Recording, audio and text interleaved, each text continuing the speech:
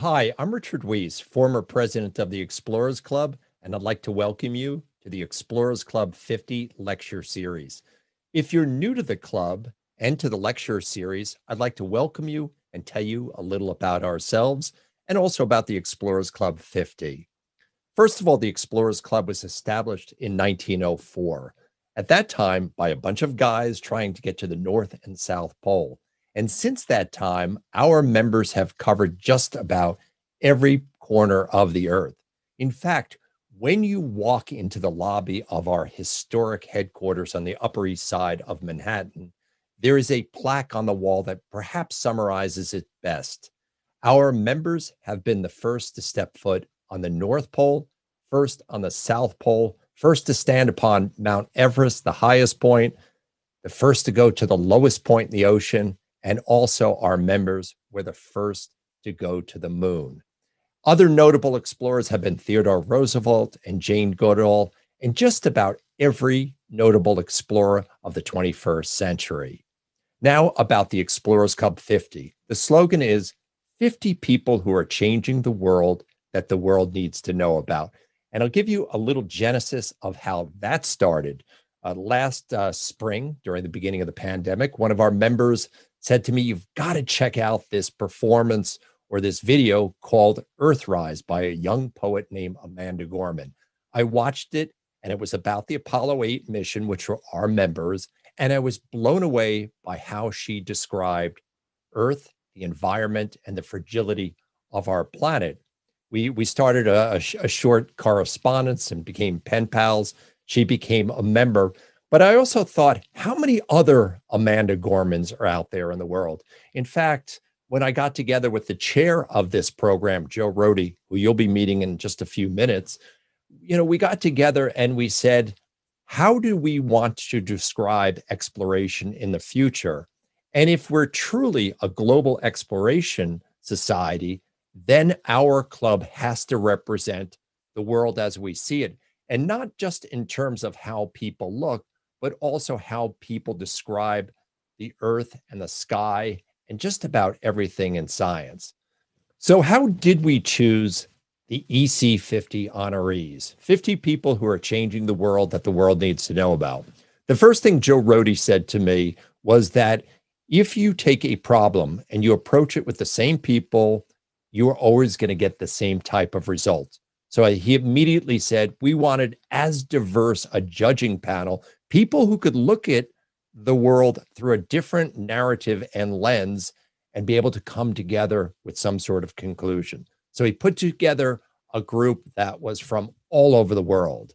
The next thing we had to do is have our membership give us people that they have met along the way that were doing incredible things that maybe weren't recognized for their work. We got about 450 nominations. And I have to tell you, they were pretty amazing. We could have gotten an EC 200 out of it. We came out with our top 50 honorees, and the result was nothing less than spectacular.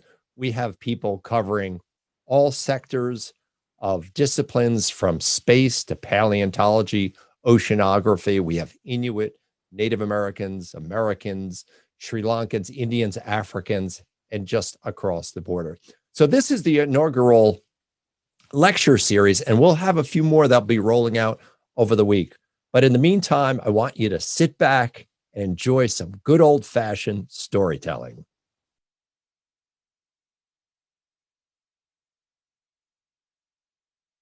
Welcome, everybody, to another episode of the EC50 Conversations. This time, our theme is activists, and we have three very interesting people to have a conversation with, Justin Dunavant, Danielle Lee, and Joshua Powell. They work in different parts of the world doing very, very different things. Let's just see what they have to say about their work themselves, and we'll be right back for the conversation.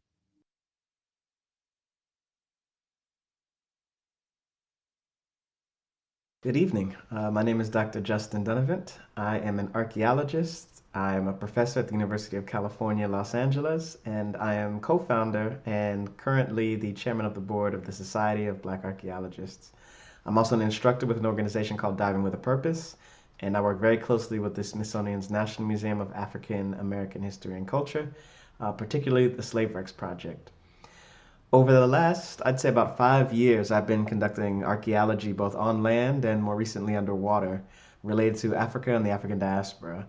My research really focuses in on the island of St. Croix, known as partly as the U.S. Virgin Islands. And it's there that me and my colleagues, Dr. Ayanna Flewellen, a fellow Explorer member, and our other colleagues from other universities around the country are engaging in a multi-year archaeological study, trying to explore the experiences of enslaved Africans on an 18th century Danish plantation. The research has been very enlightening and insightful. For one, it's shown us that a lot of the infrastructure that these plantations were built on was actually built on top of indigenous infrastructure. Additionally, it's given us a new way to look at the experiences of enslaved people.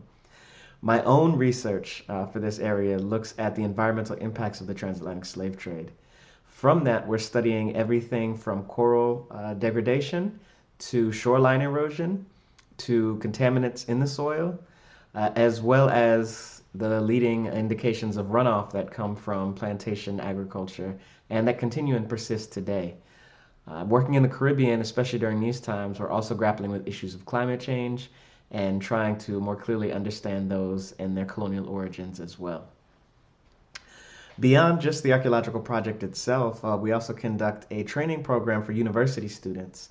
We take students from historically black colleges and universities and bring them down to the U.S. Virgin Islands with us for 6 weeks to conduct archaeological work. From that work, some of them go on to do further archaeology research, and then some of them are actually studying in universities and major institutions in the United States right now. We also work very closely with a number of other organizations, including the Cultural Heritage and Nature Tourism Group in St. Croix, the Virgin Islands Caribbean Cultural Center at the University of the Virgin Islands, a group called Junior Scientists in the Sea, as well as another organization called Archaeology in the Community. And then we also work very closely with the Caribbean Center for Boys and Girls. Our colleagues with Junior Scientists in the Sea have actually been instrumental in training some of the young people on the island in scuba diving, and our colleagues with Archaeology in the Community have been instrumental in actually getting those same students archaeological training and exposure. From the archaeological training and exposure those kids get, they get a better understanding of the cultural environments in which they live in, and they get to experience what archaeology could possibly be for a potential career path, or maybe they're interested in related fields such as the National Park Service, or potentially scuba diving training and scuba tourism as well. So we try to offer a unique opportunity to provide opportunities not just for college students, but for local students on the island as well. And we're trying to use this more than just an archaeological experience, but really trying to create a new model for the way in which archaeology is done. Usually when we conduct archaeology in spaces, we're often engaging in projects for our own specific research questions, and the ideas of training often get put to the side. But we really developed this program with the idea of training in mind. The goal is that one day, we won't be needed, and that there'll be enough capacity locally on the island to continue to conserve cultural heritage sites, and perhaps even help other islands and other communities with conserving their cultural heritage as well. Our work doesn't only happen on land, though. We also engage heavily in underwater research and archaeology, particularly with this interest in studying the environmental impacts of the slave trade. I felt that it wasn't enough just to do the archaeological research, but then to actually offer some sort of redress or mitigation towards this process. And therefore, I started doing coral restoration work alongside my partners with Diving with a Purpose and my other colleagues who are scuba certified. So we're trying to set up a joint tandem program where we actually take the students to do the archaeological work to uncover the histories and the origins of these problems, and then actually engage in restoration work to help to address them collectively. Again, we're hoping that this serves as a new way to conduct archaeology in ways where we're going outside of our discipline to think about ways of offering new experiences to communities in the ways that they need it. Our underwater archaeology work extends beyond the island of St. Croix. I recently came back with some of my colleagues from St. John in the U.S. Virgin Islands to help map a historic shipwreck over there, and then working with the Smithsonian Slave Wrecks Project, helping to locate, document, and interpret slave shipwrecks all over the world. A lot of our history is actually underwater, and very little of it is actually studied. There's a lack of maritime archaeologists out there. It's a very expensive endeavor. It involves a lot of training. And the goal is really to continue to help to try to develop the capacity so we can begin to uncover more of our history that exists underwater. Again, I'm excited to be a member of the Explorers Club. I'm excited to connect with many more explorers out there and see how we can collectively create a new world that we would like to live in, and perhaps use our research experience, our personal experiences, and our life experiences to make a change in our community and the communities in which we live and work.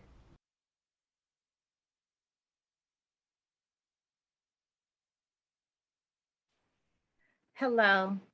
Thank you so much for the invitation to present in the activist panel of the Explorer Club's 50.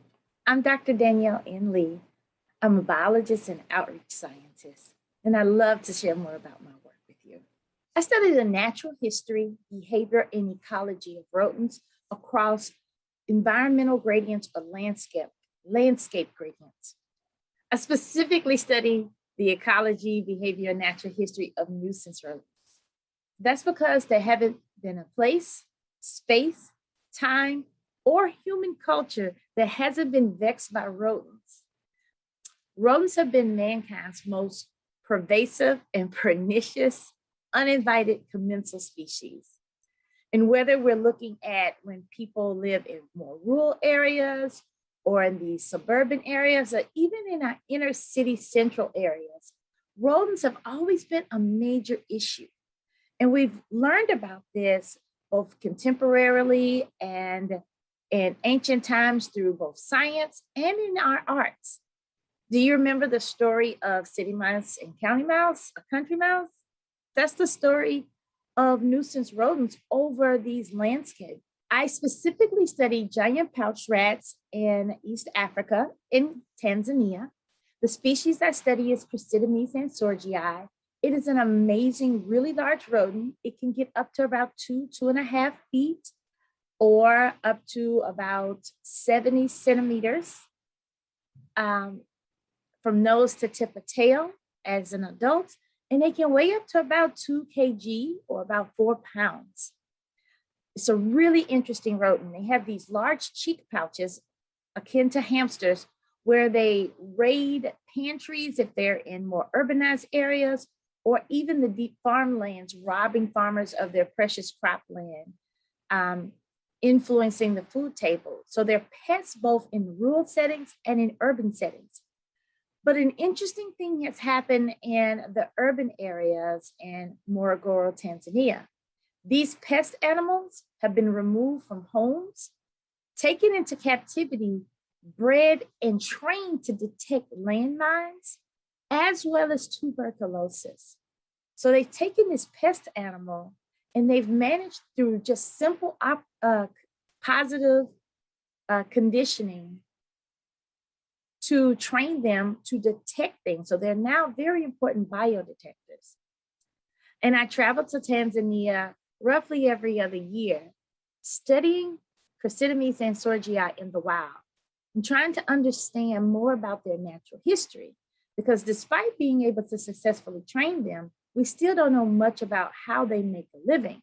And I find it curious that an animal that has been a nuisance, we've been able to train it, but not without a lot of hiccups. And understanding what makes them pesky helps us understand what makes them just so good at making a living off of us.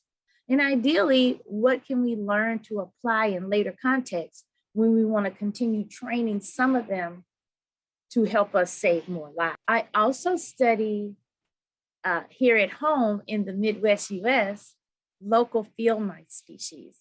I study everything from voles, such as prairie voles, Microtus obligaster, various species of Peromyscus, sometimes called deer mice, white-footed mice, as well as the very, very familiar house mouse, Mus musculus. And every now and then, if I'm really lucky, I'll come across jumping mice. I want to understand all of these mice that live in this region. Sometimes I can find them in the same general vicinity within a mile of each other. And I've occasionally found them all in the exact same fields, but I don't always find them all together. I don't find them in the same numbers or densities or abundance. And I don't always find them at the exact same time of year or across years. And I want to understand over this region, this metropolitan region, where we have everything from deep center city to more rural areas, and even some either returned natural areas or less disturbed areas. Why is it we see not only these four or five different species, but what is it about how they make a living, both off of us or adjacent to us or using our resources, or in the case of the jumping mice, why they tend to avoid us, and because they don't seem to thrive when it's too much development. I want to understand these big differences in how these different species of nuisance rodents thrive. What do they need to live? Where do they live? And why do we see these population differences over time, over space, over place, and season? But all of this, and my work also includes behavioral observations. So I sometimes bring them in the lab, or I do observations directly in the field, doing what we call these very traditional behavioral apparatus, understanding how they engage in novelty. And so the one thing about studying these wild animals is that they've never seen any of these apparatuses before. And then they all get this fresh, exposure to these strange apparatuses that can be used to help us understand how they make decisions. Do they alternate their behavior when we're given the same test over multiple trials? Do they take a long time to participate? Do they go fresh out the gate? So are some more bold, some more shy or reticent? Do they explore or investigate novel food sources, or do they avoid them? And all this information helps us understand a little bit better about their natural history and their evolution. Because if you think about it, what makes rodents so successful in vexing people and occupying the places that we live, whether it's a lot of us, such as in cities, or fewer of us, such as in the rural areas, they're successful because of their generalist habits. In other words, rodents can eat almost anything, and they can make a living almost anywhere. They just need a few key resources. And I want to understand what helps different species or even different individuals within a species just do well in the face of disturbance, in the face of unpredictable as well as predictable disturbances. And what I mean by that is, if you think of in farmlands, there is infrequent yet predictable disturbances. So in the beginning of the season, when they start planting their crops, then at the end of the season, when they harvest them, so they're not being disturbed much, but it's also on a routine. Versus in a lot of city areas, there's this unpredictability, lack of predictability of when areas are going to be disturbed. When we build new apartment buildings, that's an unpredictable disturbance. And once it's been disturbed, then it's likely to change for forever and disrupt these species, not just the rodents, but everything around it. And how they adjust and bounce back, if they bounce back. These are the things that my lab and I explore. So I run an intersectional research squad, and the tag of my lab is Science That Serves. And these are the 4 egalitarian principles of the research that I do and I train my students: engagement, behavior, ecology, and justice. So when I say engagement, I mean we seek out and we focus on community participation. There is a large component of science outreach and science communication in our research, so communicating what we do. In other words, we want to make sure that the science we do makes sense. And because we are working in these human gradients from urban areas, residential areas, and business areas, we really do need the community to participate. In other words, we need that informal permission from community leaders to be in their neighborhoods. And often we're asking to come into their properties or come into their homes to survey these nuisance rodents and to also get their feedback. In other words, what other potential issues are happening that I don't see because I am truly looking at it from an ecological point of view. And they have deeper issues that understanding these mouse infestations or these pouch rat infestations are important to them. I have been classically trained to study the behavior of animals, as I shared with you before. So we are interested in understanding behavior, behavioral biology, as well as variation or this individual differences of individuals, as well as comparing populations to one another and species to one another. Ecology, understanding the natural history of animals, so simple descriptive biology, wildlife biology. Because I do this biology and ecology in an urban context, urban ecology. And so I also tend to train students and get them engaged in understanding the role and interconnection between habitat and environment. And specifically, I study mammalogy since I study these small mammals. And then there's justice. During research, doing science in particular, especially in today's context, we understand that science isn't just simply examining your questions and and trying to accept or refute your hypotheses. Science is a very human endeavor, and how we do it matters. And so focusing on the social justice impact of our science, in other words, does our science matter right now? Are we making sure we're very careful about not exploiting communities or individuals in the process of doing our science? Bioethics is centered not just from a culpability point of view, but always in conversation and dialogue with ourselves and with others, especially at the community level, to make sure the science we do is fair and just and matters and is equally applied. And also recognizing that justice is not just in how we treat people that we work with, it's also how we treat people that we engage with as we do our science, as well as the environment. So respect for nature and all of humankind as we do our science.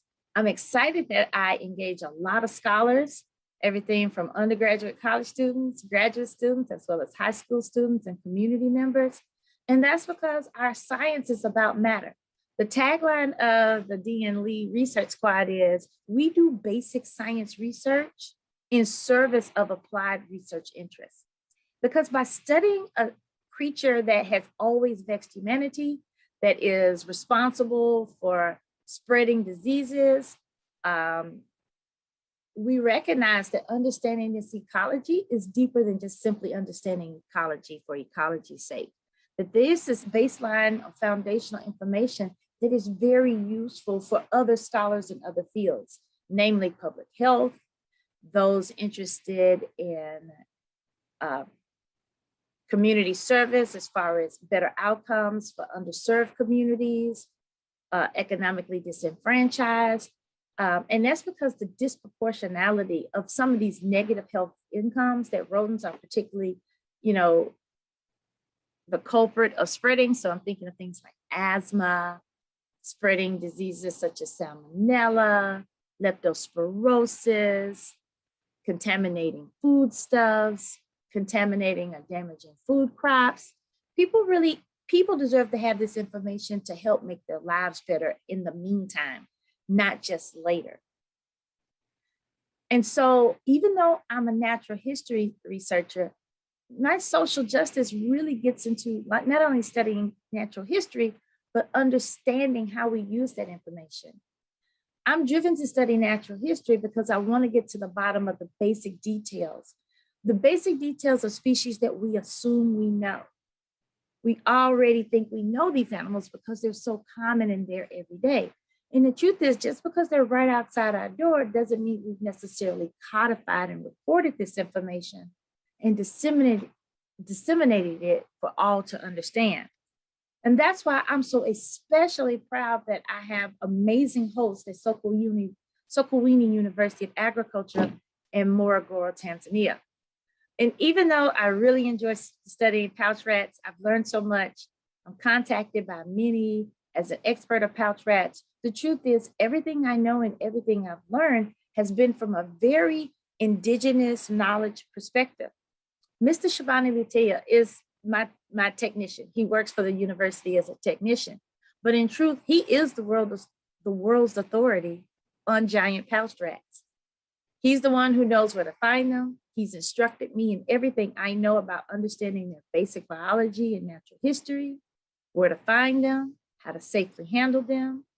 And he's been instrumental in understanding the few facts that we've been uncovering about where they live, how they live, and how to follow them over place, space, and time. And it is for this reason that I'm so excited about doing research in the context of places and spaces where everyday people are and working with them every day. It's a very different way of engaging science that's not just happening inside the universities or inside the institutions, but it's also recognizing that science happens all the time with all manners of audiences.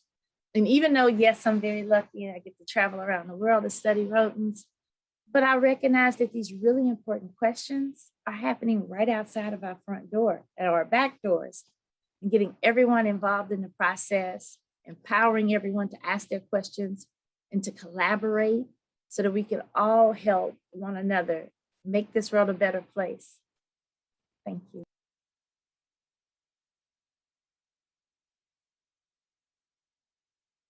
Well, thank you very much, and thank you to the Explorers Club for the honour of getting to take part in this panel discussion. It really is a tremendous honour to do so, and quite humbling. As has been mentioned, my name's Joshua Powell, and I'm a conservation biologist from the UK. I'm currently doing my PhD at ZSL's Institute of Zoology in UCL. And scientifically, I'm broadly concerned in the conservation of mammals, and I have a particular interest in large carnivores. But my interests are a little broader than that and essentially boil down to environmental and biodiversity conservation. So I was previously a policy advisor for the UK's Department for the Environment, Food and Rural Affairs, and I'm currently an advisor for the Queen's Commonwealth Trust on Environment and Society. So given the theme of this evening is about activists, I actually wanted to start not by talking about my work, but some of what motivated me to do what I do. And I was very fortunate to grow up on the south coast of the UK, which for those of you who haven't visited before is this beautiful temperate woodland, not dissimilar to some areas of New England. However, it's also an area of the world that's heavily impacted by human activities, and it has a high global environmental impact. So changes made in our behavior can make a real difference. And I've very much been shaped by that.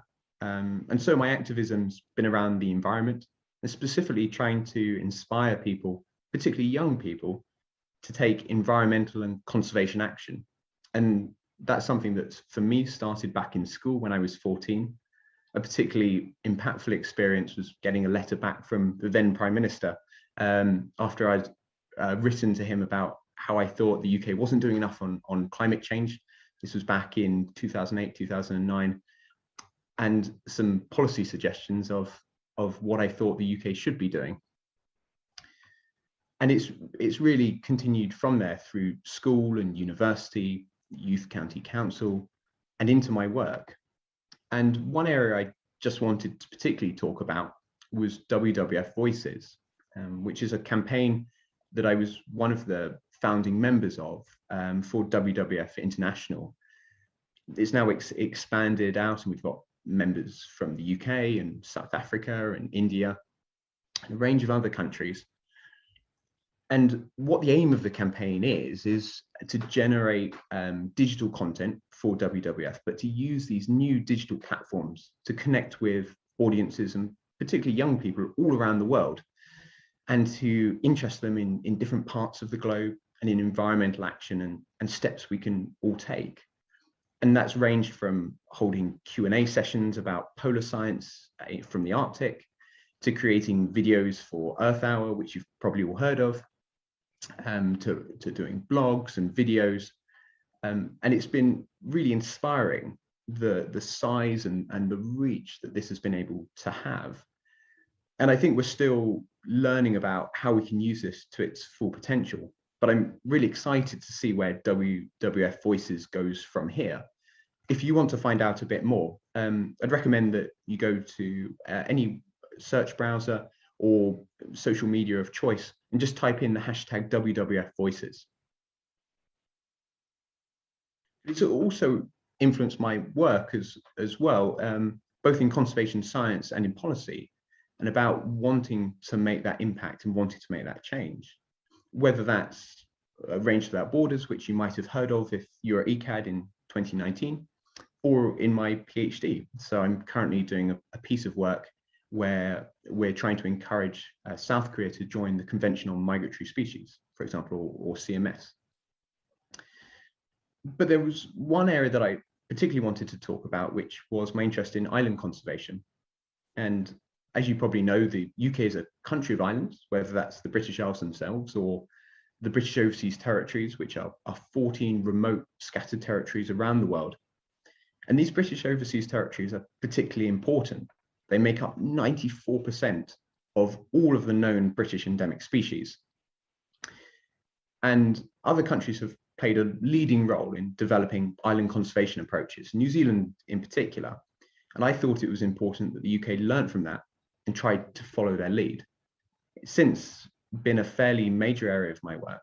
And if you'd like to find out more about island conservation, we recently did a video for the British Ecological Society. You can find it on YouTube if you search Saving Britain's Islands. And it talks about invasive species removal and a suite of techniques we can use to help conserve biodiversity on these remote offshore islands. But I just wanted to give one example of how I've tried to implement into my scientific work research that will hopefully have an impact and very much with an activist outlook on the environment. And that was that earlier this year, when I was in South Korea, I was invited by Project Moonbear, which is a Korean organization led by veterinary students that's helping to improve the welfare conditions of the country's captive moon bear population, which were left over from the wildlife trade. So complicated legal status. We were invited to visit one of the farms here. We're creating water baths so that the bears had access to drinking water. And they aim to improve the welfare conditions of the bears, build a sanctuary so that the bears can be rehomed, and campaign to end bear farming across the country. But we know that substitution is an issue for the wildlife trade. And so when I got back, I set up a new project to look at potential issues around substitution, particularly badger farming. So a switch away from farming bears to farming badgers. And a lot of experts in Korea who I'd spoken to thought that this had emerged in the early 2000s and then had fizzled or died out.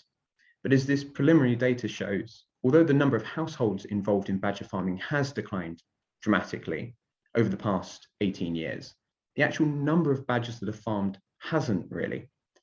And this has implications both for welfare, but also for conservation. The status of the Asian badger is poorly known, but also potentially for zoonotic disease risk.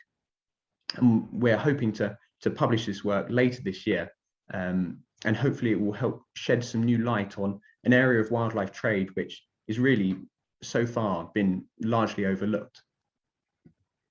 So I hope that was an interesting introduction to my work.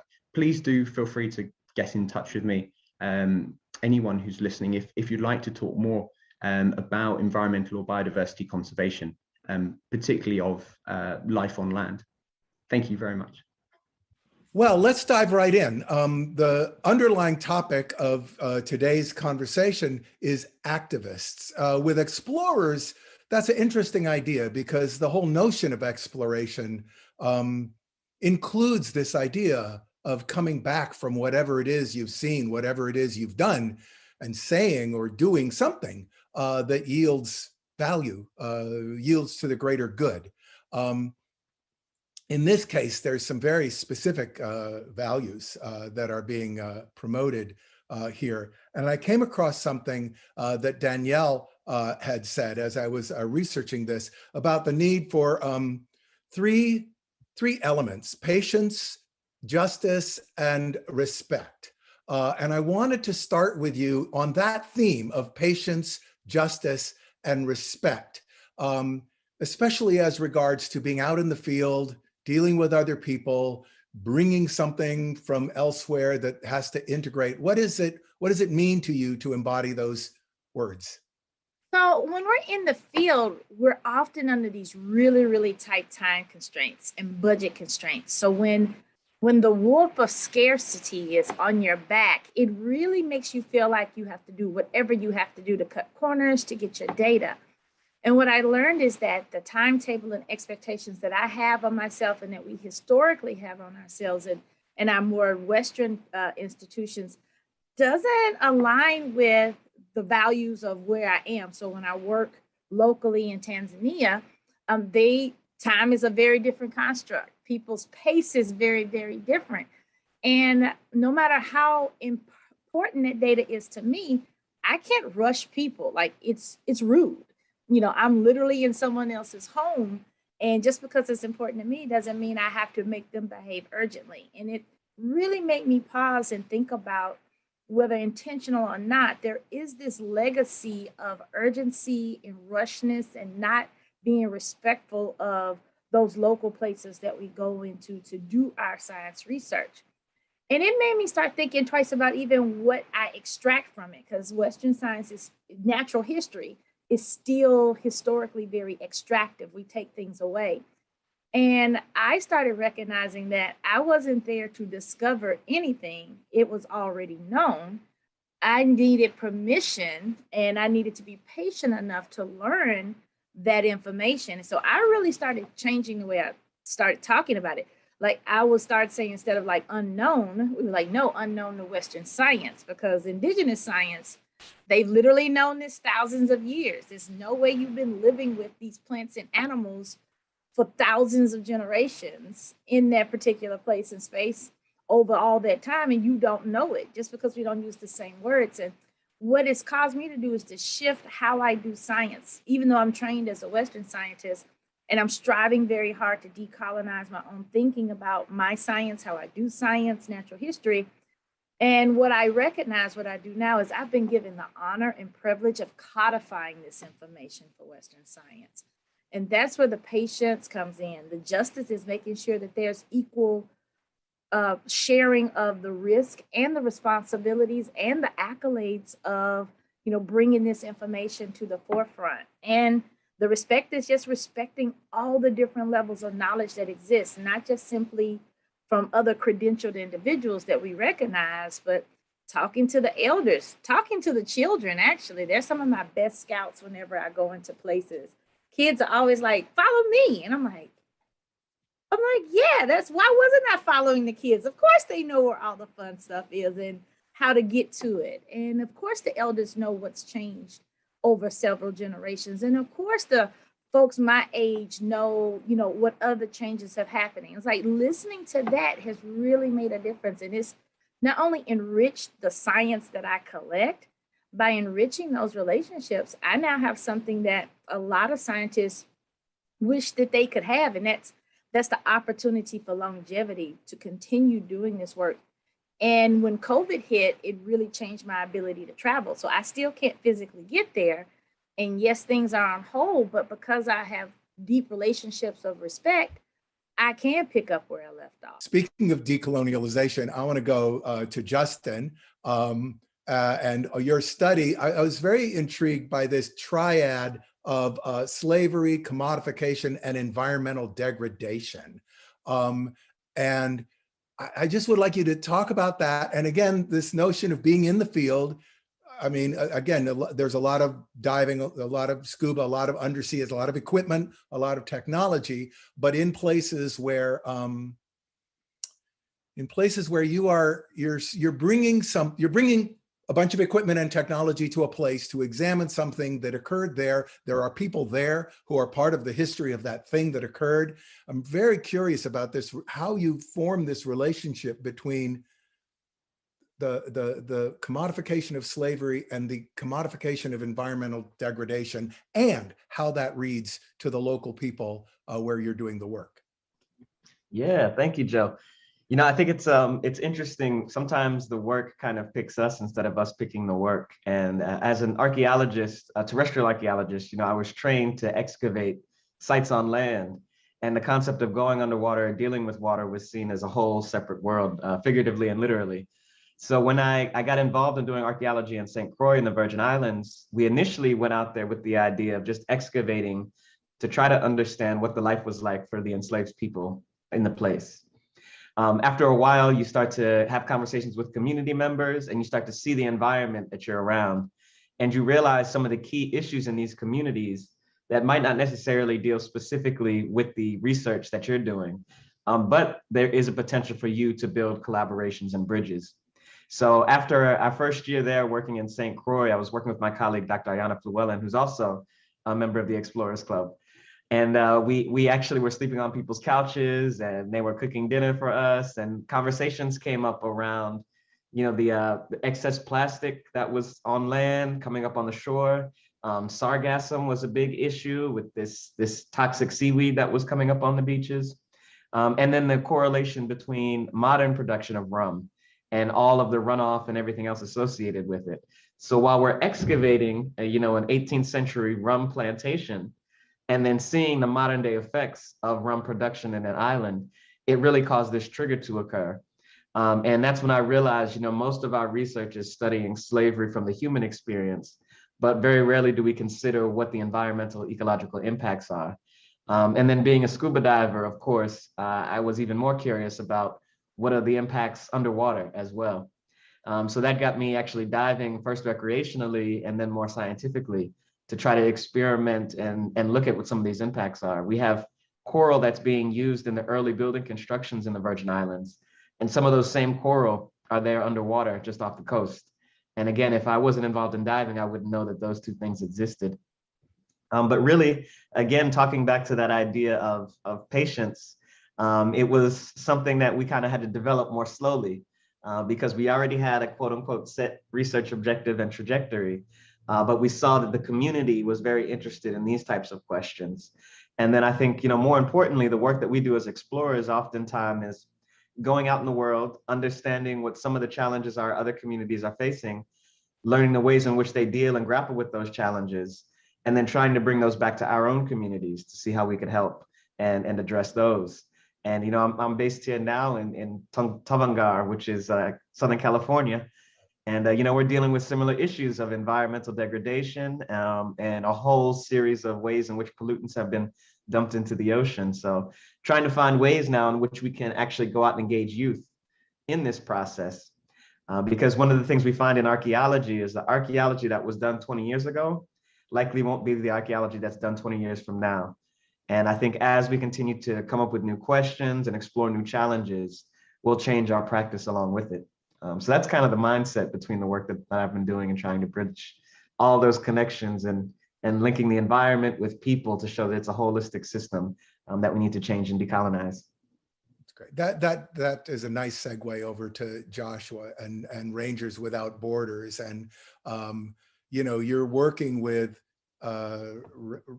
people who are attempting to do, wildlife conservation work, sometimes in super remote areas. And since as I was looking into some of the other stuff that's printed, border regions where even access is questionable or problematic. And you had also talked about this notion of a shift in voice, a shift towards more localized agenda in how you bring what it is you bring to be effective with these people. I think it'd be interesting to hear, because a very different kind of place. Most of what it looks like you're working with are mountainous and boreal kind of environments. I'm sure there are others. But that border, the politics of a border, complicate that in a way that I think is interesting. Anyway, I'd like to hear how you are working, especially when there's this additional political implication of being along borders. All of that's really interesting. Thanks, Joe, and thank you for having us this evening. I guess in terms of different voices being involved in that conversation, just to answer that part of your question first, it was certainly around the work of wildlife rangers and the support that's provided for them. that tends to have quite an Africa-centric focus around the world for good reasons, in terms of some of the wildlife populations that are threatened, and some of the well-known threats that those populations face, and possibly the US National Park System. But what we were really interested in was that rangers work, as you say, all around the world in all of these different environments. Many of them face very different challenges. And we realized that the support that was required was therefore going to be very different. And this is something that some of the big conservation organizations are also looking to do now.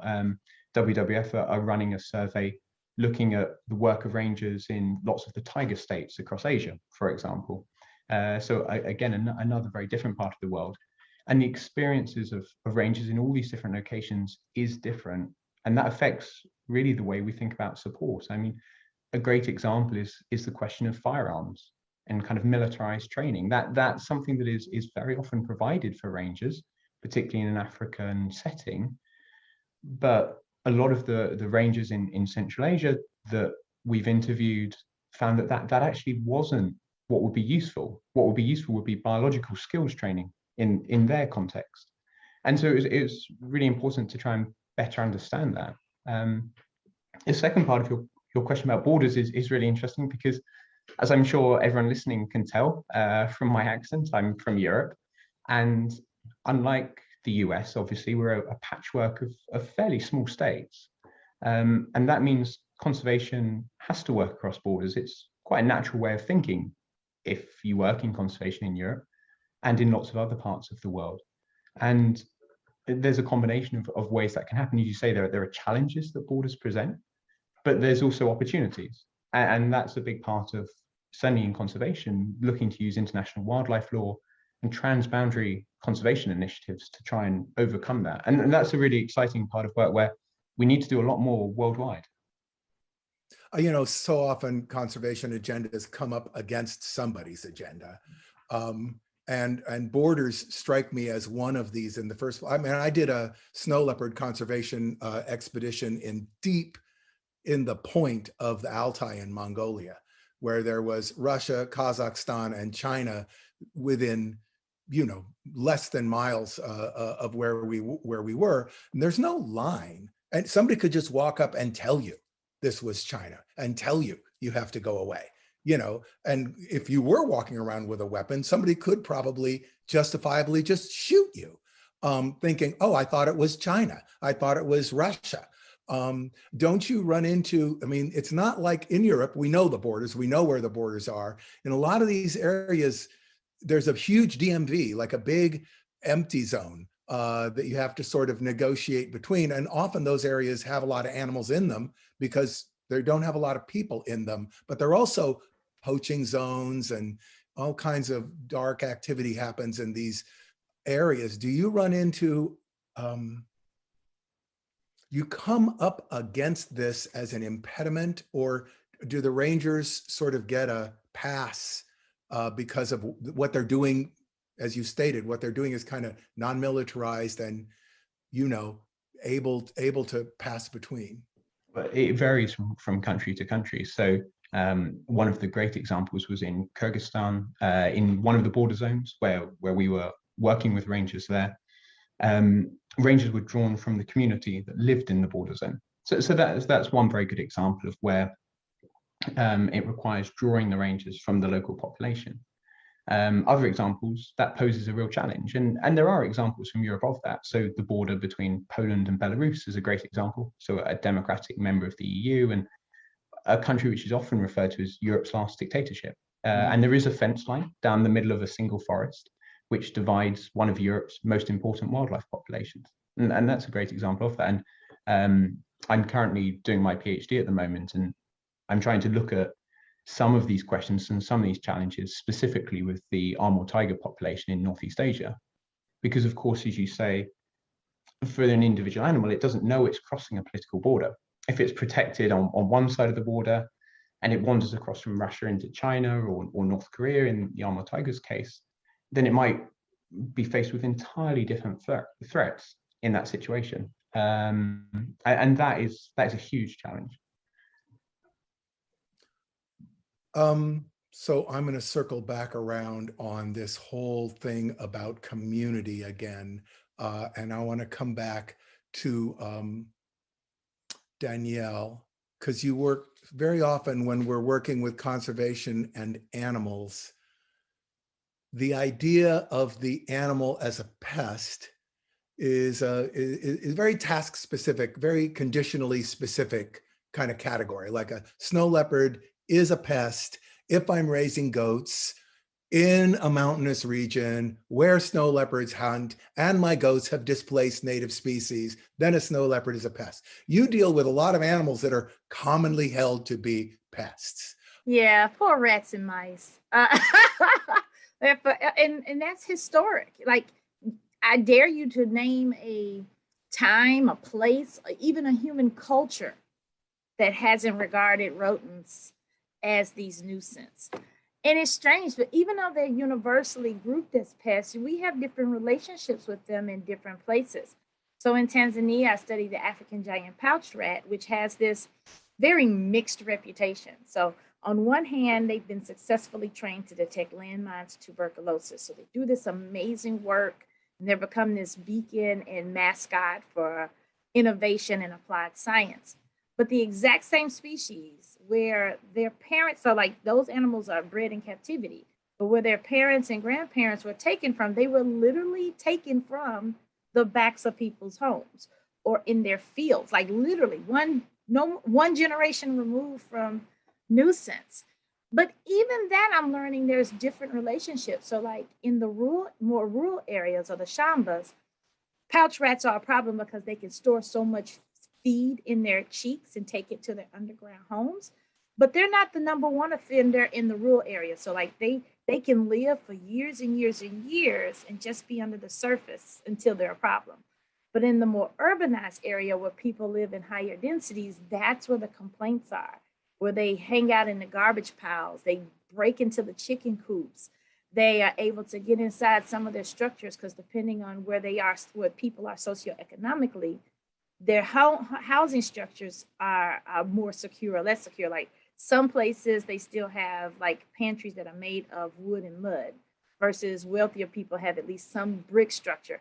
So there's this difference in relationship with the animal based in your socioeconomics and also based on where they're vexing you.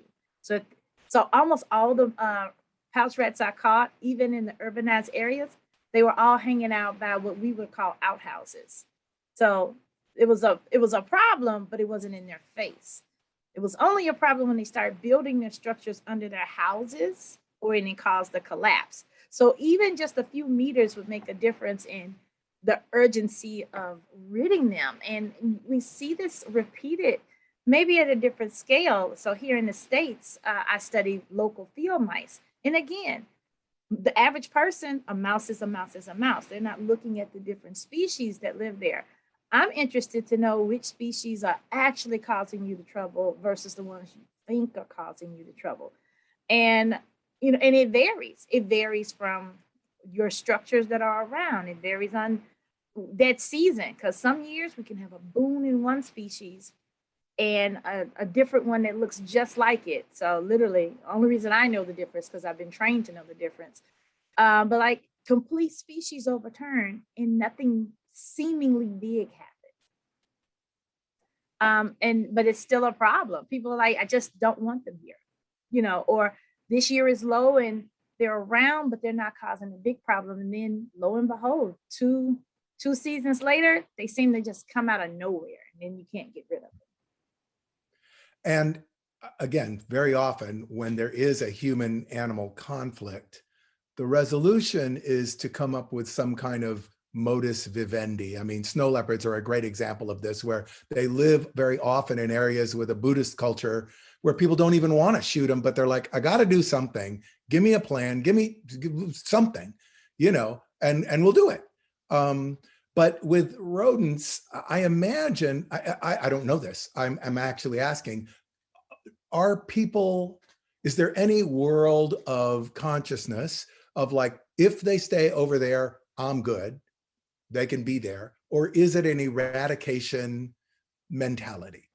It is an eradication mentality. However, people will honestly acknowledge that you can't really get rid of them. And that's where the mental negotiation begins to come in. So how do we get them under control? So that's what integrated pest management is all about. It's like understanding the biological context. So some of the solutions in Tanzania for dealing with the rodent problem is how you harvest the grain and how you store it.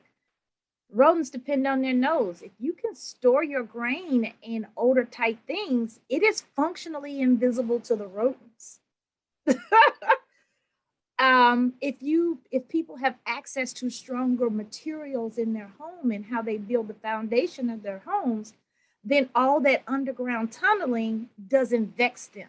So in other words, like there are some human solutions of things that can be done. So even over there may not be so far away, but just having better access to information, which informs, which is one of the reasons why the motto of my research group is science that serves. I do basic science in service of applied research interests, because by understanding the natural history of rodents, so this is why I do it. For an animal that has been humanity's biggest vexation, they have always managed to always win or they keep winning.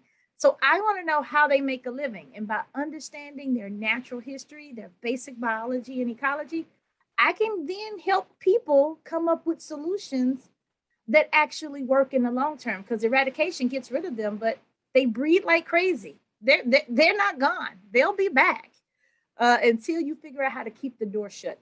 Using the knowledge that you have to bring something back to the community that is restorative, that will bring balance, that will bring balance, right?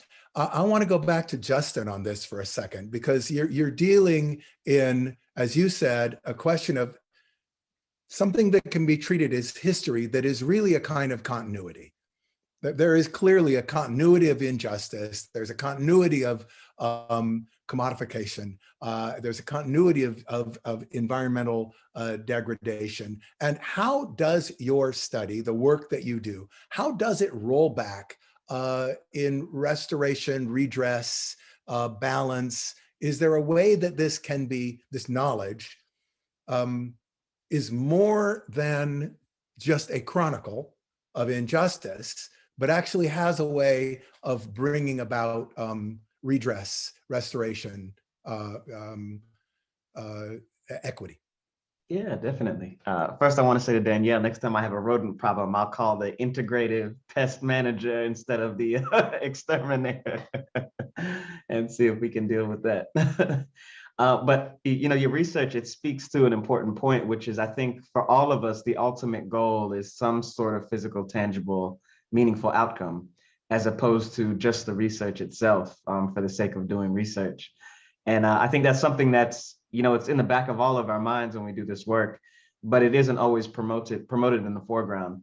And I think that's partly because when we're trained in very specific disciplinary boundaries. So as an archaeologist, I'm trained to do archaeology.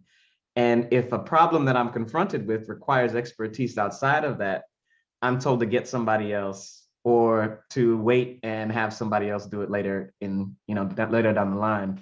But all of us are humans. We're all people. We have the ability to learn just as everybody else has the ability to learn. And we have the ability to train just as everybody else has the ability to train. So I think that there's a way that we can begin to do work now where we're no longer relying on quote unquote experts to come up with solutions, but we can actively think through and with communities to see what that would look like.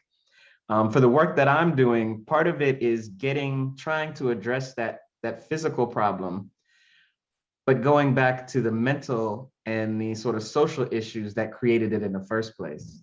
So when we talk about something like slavery, the actual physical act of slavery is one thing, but you have to ask yourself, what is it that allows somebody to engage with another person to enslave them?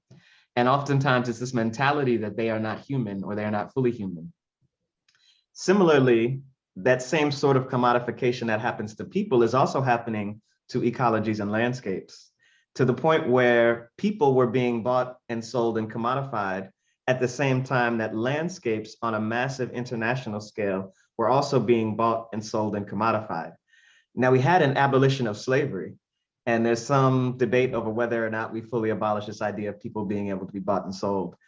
But we've never had a similar process engage with land and landscapes.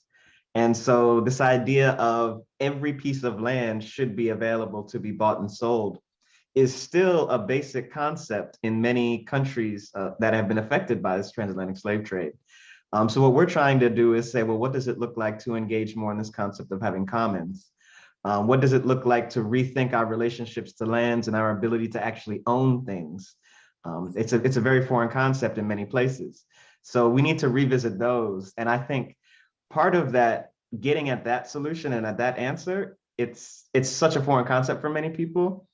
You don't really begin to fully engage it unless you're starting to engage in the work itself. And so part of the work that I'm trying to do now is pairing archaeology with ecological restoration, so that while we're spending 4 or 5 weeks excavating, we're spending 2 or 3 weeks doing conservation work, whether it's coral conservation or coral restoration or some sort of engagement, because we're realizing the physical act of contributing to something creates this positive sort of feedback loop where people are saying now, okay, I am a person in a larger ecological system. And culturally, these are the things that I'm interested in, but also ecologically and environmentally, these are also things that are interesting. And by getting different types of training, I can contribute to both of these.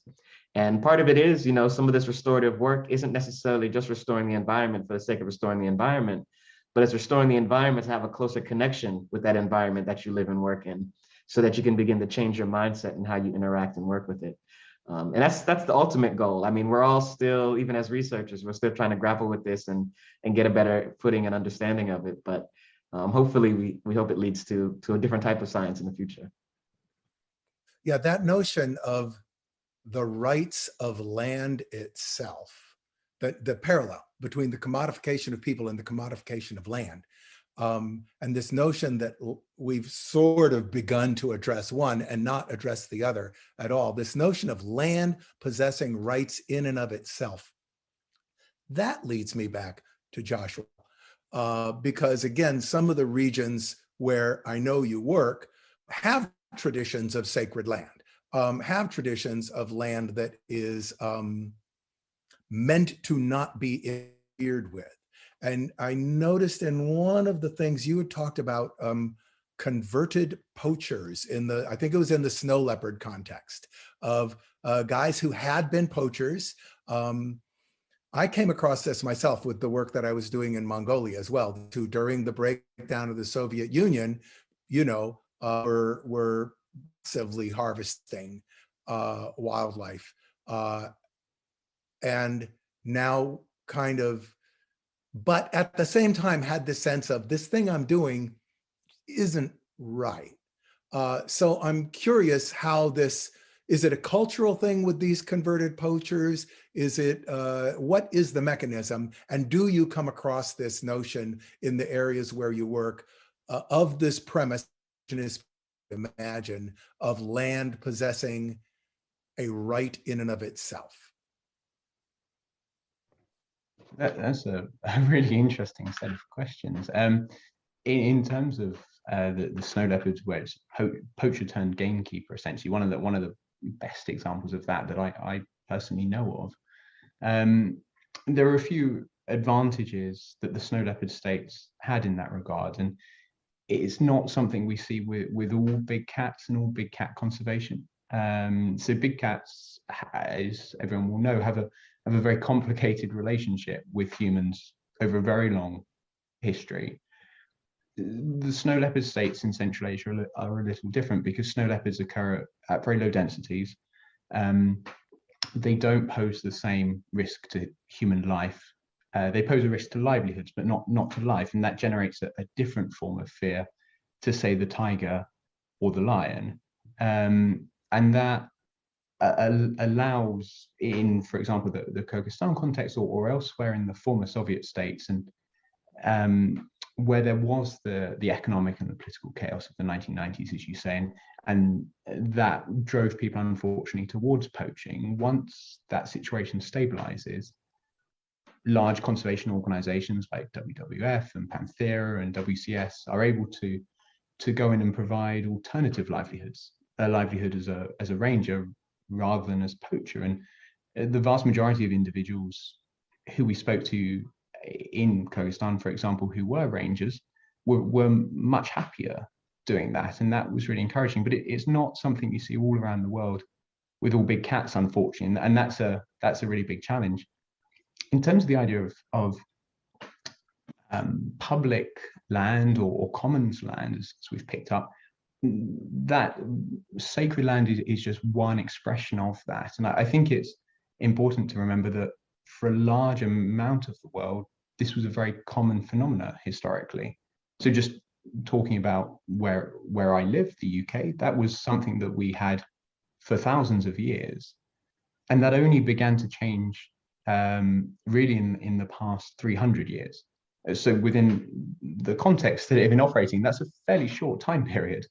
And it's very important, I think, to remember that a lot of different countries around the world have this concept. It might just be expressed in different ways, or it might be understood practically in different ways. It's a very common phenomena. Okay, another thing we do is ask each person to describe, it used to be a typical day, but a typical day might not be a great day. So what we want you to do is describe a great quintessential day, not the best day you ever had, but like a quintessentially great day. And I'm going to start with Danielle. Oh, a quintessential great day. In Tanzania, it would involve me waking up really, really early in the morning, right before dawn, getting dressed, getting in the truck and headed out to the field and checking traps. And exactly no more than 25% of my traps are tripped. Because if more than that, I would love to have all the animals, but more than that, I couldn't process them. So no more than 25, anywhere from 10 to 25% of my traps have target animals in them. And my team and I are able to process them and get lots of good data, be able to tag many, many individuals and release at least half of them back so that we can follow them back and track their movements. A quintessential good day is really, it'll all end by noon if I'm lucky, because we get so much done that morning. So tracking the animals, dusting them so that we can go back later. We can take a break in the middle of the day because field researchers don't work when it's hot outside. We all go rest, have a nice lunch, and come back out around an hour before dusk and set the traps again, and then go follow those tracks to find those animals. And we find all of them. We know exactly where they are. And then that evening is spent having a really great meal together. That's a quintessential great day in the field. Yeah, I think I have to compete against the Indiana Jones stereotype that's in many people's heads. So I tell people I don't have pistols or whips involved in my archaeological excavations, but I've been doing a lot more maritime archaeology recently. And so a great day for me usually involves waking up early in the morning. We do Airbnbs now, so it's almost like a real world situation with all the researchers in one house. And we have an early breakfast and get out to the dock with all of our scuba gear and our sonar equipment. And we're usually on that boat by about 9 o'clock in the morning. Sometimes we're running a magnetometer survey. So we're on the boat while the captain is steering the boat, getting the sonar data. Other days, we're actually in the water by 10 o'clock, 9:30. And diving on wreck sites. And we go underwater with our plastic slates, our #2 lead pencils, and our Mylar paper. And we are recording aspects of a shipwreck. We're taking measurements underwater. Sometimes we're recording the marine life that's in and around it. Because of the way scuba diving works, we normally only get about 2 to 3 dives in a day. Which means that we usually have a lunch break. We have one more dive, and then we're good for the rest of the day. On those longer voyages, it can get a little rocky on the boat. So we often encourage that nausea medication. Otherwise, you're going to be feeding the fish instead of you eating the fish. And then we're back on the shore processing the data into the nighttime. And that's a beautiful day. I mean, we have to be on the water in the sun. So it's always a beautiful day, and we're doing underwater archaeology most of the time. We've been trying to build up the Explorers Club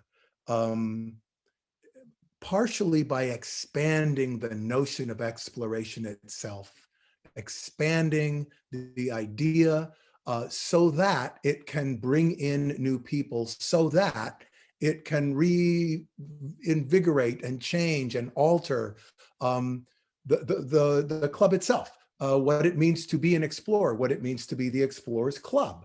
So I'm curious from each of you, relative to your work and relative to the destiny of the Explorers Club, about the Explorers 50 program and what hopes or ambitions you might have for the impact of this on your work, on the club, and on the perception of exploration itself. And I'll start with Justin. Yeah, I think, for me, one of the interesting things that excites me right now is engagement with artists. And I think oftentimes we don't think of artists as explorers, but when you get deeper into the work that they do, and oftentimes how they come to the work that they engage with, there's exploration involved. I'm actually, a friend of mine is an artist, and he's currently modifying a kayak so that he can go out to areas of the ocean that he can't normally get to, so that it can inform the type of artwork that he needs to engage with underwater. And there's just this whole cascading sort of concept, as you mentioned, where it's, one informs the other and then leads to new insights, which informs more. And for me, it's the artists that I've actually been thinking with and thinking through more abstract concepts of, what does it mean to engage in a world completely underwater? And what does it look like to build monuments or memorials underwater? How do we allow people who don't know how to scuba dive or snorkel to engage those sites? What does VR, AR look like? Is there a sort of virtual exploration that occurs in these places as well? So really, I'm hoping to be able to, the Explorers Club can sort of open that up as a whole new world then of exploration, to get at that idea of an experiential exploration that doesn't necessarily mean that you're physically going to a new part of the world or a new part of the galaxy, but exploring it from where you are. So much of the work I do, whether it's in Tanzania or even here in the States, it's really all backyard biology. I study stuff that lives in people's backyards. And what I hope to do as far as the impact on the Explorers Club and who sees themselves as an explorer is that exploration is any amount of discovery and question asking. Yes, as a child, I dreamed of going to faraway places like the continent to do research. And I got lucky and I got to do that. But I really started my scientific exploration just having that same level of curiosity in my backyard, in my neighborhood parks. And what I hope to do, no matter where I am, is empower everyday folk to literally go outside in their backyard. So I would love for them to be fully engaged in science, codifying it, disseminating it. And what I think that means for the club itself is expand who participates and then their area of where they apply that lens. So that everyday folk can see that we still have real, authentic, everyday, unresolved natural history questions right outside of our front and back doors. That's who I hope to inspire and to attract to the club. I hope that the EC50, and I think this will happen, will over the years support some amazing developments that I've seen just over the past couple of years with the Explorers Club. So I first got to know about the club through the Adventure Canada and the Explorers Club Young Explorers program, which I was involved in back when I was studying in the US in 2016. And there's been some amazing work that's been done at the club, led by individuals like Milbury Polk and NGen as a group, as I say, done this amazing work about expanding the club's membership to so many more young people. And that's really inspiring because that's the future of exploration. And the EC50 can play an amazing role in supporting that. And I think it has this year, and I think it will continue to do so in future years. Well, I would, on behalf of the EC50 and the Explorers Club, like to thank you all for taking the time and for the work that you do and for the brilliant conversation that we've had, and wish you all the best of luck in the future, and hope to see you for real in the flesh someday, somewhere at an Explorers Club event. So thank you very, very much.